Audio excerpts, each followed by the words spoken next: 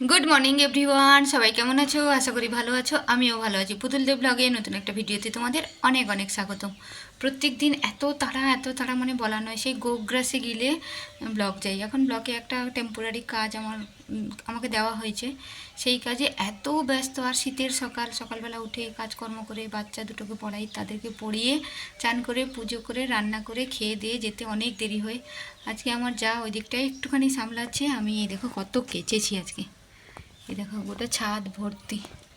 না কাচলেও নয়, প্রত্যেক দিন বেরিয়ে যাচ্ছি। এই কটা জায়ের, এই যে ওর নাইটি টাইটিগুলো, আর বাকিগুলো সব আমার। প্রতিদিন বেরিয়ে যাচ্ছি, ওই জন্য হচ্ছে না। আজকে ভাবছিলাম কেচেই তবে যাব, দেখলাম ও একটুখানি করছে, যাই ভাতটা চাপাই। এই যে ফুলও তুলে নিয়েছি, মানে এখন মনে হচ্ছে শর্টে শার্টে কীভাবে চলে যায়। এসছি যখন একবারে ফুলগুলো তুলে নিই। তো সঙ্গে থাকবো, সারাদিন কী করি না করি। এবার চলে এসেছি, তাড়াহুড়ো করে খাবো দিয়ে বেরোবো, অনেক লেট হয়ে গেছি। আর এখানে কি আছে তোমাদেরকে দেখিয়ে দিই। উচ্ছে ভাজা, আলু সেদ্ধ, এটা কালকে রাতে আলু ভাজা, ডাল, এটাও কালকের মাছের ঝোল, আর ফুলকপি আলুর তরকারি। তাড়াতাড়ি খেয়ে নিই, তারপরে বেরোবো। অনেক দেরি হয়ে গেছে, চলো টাটা।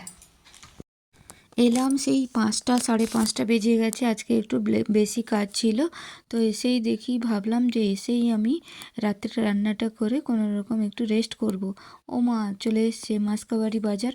ওগুলো আবার গুটিয়ে বাটিয়ে না রাখলে কোথায় ইঁদুর কোথায় পোকা ঢুকে যাবে, ওই জন্য ওগুলোকে আবার রেডি করব বলে চলে এলাম।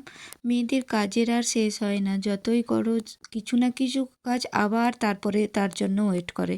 মানে আমি ভাবছিলাম, আমি যখন গাড়িতে করে আসছিলাম ভাবছিলাম যাব, হাত পাটা ধোবো, দিয়ে একটু কিছু মুখে দিয়ে চা, একটু ঠান্ডাতে গরম গরম চা খাবো, তারপরে কোনো রকমের রুটি কটা নইলে একটু পরোটা করে নিব, আর কিচ্ছু করব না। দেখো আমার জন্য সব বসে আছে এখানে। এই ছিল আমার ভিডিও, কেমন লাগলো